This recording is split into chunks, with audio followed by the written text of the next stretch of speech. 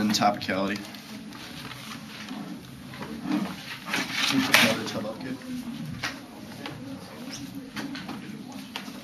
That's one.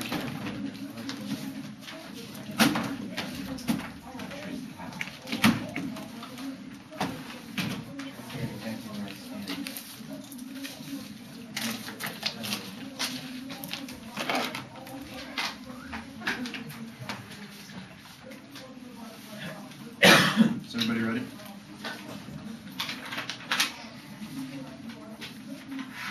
AC reform is the only way to solve it. It's not the only way to help people. First of all, John 7 first we can draw from the system, which opens up new possibilities for rethinking the way in which we operate with the system. And Shaw evidence indicates that he can redistribute wealth, and reform can hurt people. For example, Morrison was a reform of the current system, which allows it to make massive backsliding on any kind of gains that they might approve. Other or horrible reforms, or other reforms could be such, or other reforms could be reforms for capital. The fact that we get reforms like tax breaks for the rich, these kinds of reforms are never guaranteed to help people. It's true that reforms can always wash back and forth. They say capitalism is a myth, but our arguments are not a myth. All of your ontology is a myth. How is a prisoner at Guantanamo Bay going to prove that torture is going to hurt them to a prison guard? And will that prison guard even care with any kind of data that they could provide from them? Or will they just ignore them? How do poor people prove with any form of data that they are being exploited? They do not have access to these things because they are not rich. I bet you that a lot of the people who do the studies for their affirmative are rich people. The rich people are the ones who have access to data. They have a vested interest in making it look like it is good for everybody. You should question this ultimate argument. They have no evidence, and they don't even have any data for this claim of truth. They don't even make their own framework argument, which means you should necessarily disregard this argument. T.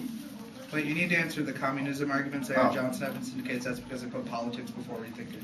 Oh. First of all, the Johnson Evans are terms not communism, socialism, proves this doesn't apply to us, and also the Johnson evidence applies to this because they put politics before rethinking, which is necessarily the stopgap and intellectual constipation that capitalism is created within the world. They have not proven that our alternative does not lead to these things which are not advantageous. And also, communism and socialism failed because of capitalist intervention into their markets. Things like the Cold War, the battle for the Third World, in which we engaged in aggressive, bloody wars in other countries, was part and parcel of capitalism, which shows why it also interferes with the ability of other systems to compete, which proves even if they prove a disadvantage to our alternative world, it's only necessarily because the capitalist system would interfere in trying to crush that world because the rich have a vested interest. T.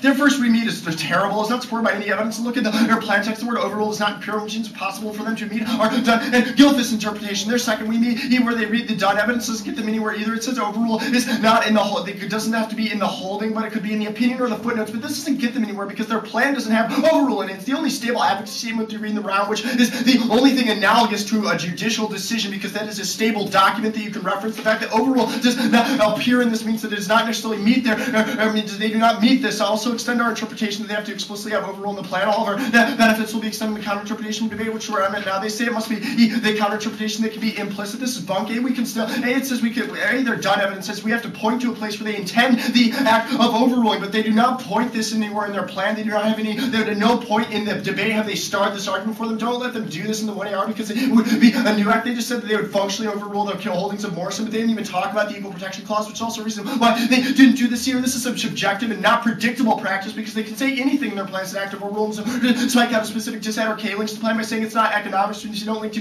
Jack, or it's a special kind of overrule, which means we do not link to legitimacy. All of this is our unpredictably ground arguments from the 1 and C, which outweighs all of their standards because it's the core of negative strategy and G allows them to destroy 9 minutes of negative speech time and ruin education by removing any form of clash from the debate. At some point, B is limits. They outline tons of shady picks that people can run against their affirmative if they have an explicit overrule. But first of all, that's not necessarily true because their overrule could still incorporate that kind of overrule because all of this would be plan plus. Such overruling is a 5-4 decision that they give an example of is just plan plus of their plan, which means do the counterplan would necessarily solve all of those arguments, but it also allows the AF to run these crappy arguments because they could overrule on a 5-4 decision. They could overrule on all of these crappy picks. They don't eliminate them from the debate, which means that at best this is just an argument that cuts both ways for both teams for that team, but they distract from the core of that. But all of these arguments distract from the core of the topic. Alternate that is not a net benefit to either of these teams. It is not an offensive argument. Only we provide limits for argument because we lead to 4 cases where they have to overrule them on a specific thing. They still get AF flexibility, however, because they can have flexible advantages to these things, multiple interpretations of things like Casey or the Morrison decision. A lot of them have this advantage flexibility, but we must have the stable ground of overrule since it's the only stable thing in the only stable thing within the resolution that allows us to generate core offense off of their engagement of the law, because they can always spike out and say that they are not necessarily overrule in the 2AC because there is not explicit in their plan text, and we could never point to the explicit utterance of them doing this. This allows them to have an infinite number of affirmatives, which makes it impossible for the negative to prepare. They also drop extra topicality. It says they can add literally anything to their plan. I'm pretty sure that they will not be, well, either that their employment of economic analysis in the Commerce Clause is not an overrule, or the argument that it's that an activity is not determined with substantial effect on interstate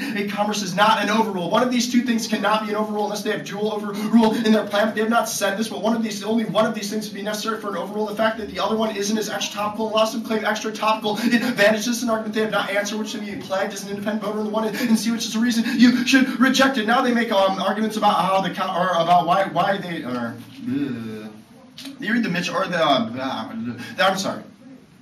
They say that econ education outweighs, but this is not true. First of all, you can still run economic education. There are tons of math on these topics with economic advantages. They just have to put the word overrule in their plan. They could still run the freaking advantage assisted predictability argument that would be able to spike out of it. They say that there is no impact to topicality or any of our arguments. This isn't true. It's the way we gather competitive equity. All of the rest of our arguments are literally answered by our claim because we cannot compete with them. They can spike out of it. None of their claims provide there's any kind of net benefit to their interpretation. They have not explicitly answered our argument. Rather, they have kind of given non-tangential reasons as arguments for it. You should accept our competitive equity framework because it's the best validity for debate. First of all, competing interpretations the best way to determine debate. First of all competing interpretations eliminates reasonable claims from this. So it's the only way to compete standards against each other. Second reasons removes judge intervention, prevents you from implying what you think is a reasonable argument. Also, compares the standards of limits or the kind of standards we've advanced in favor of our interpretation versus the standards of theirs, which is all necessarily a reason why would you prefer our interpretation over theirs. They have not answered this or made any kind of reasonability or impact arguments are always going to take out all of their claims.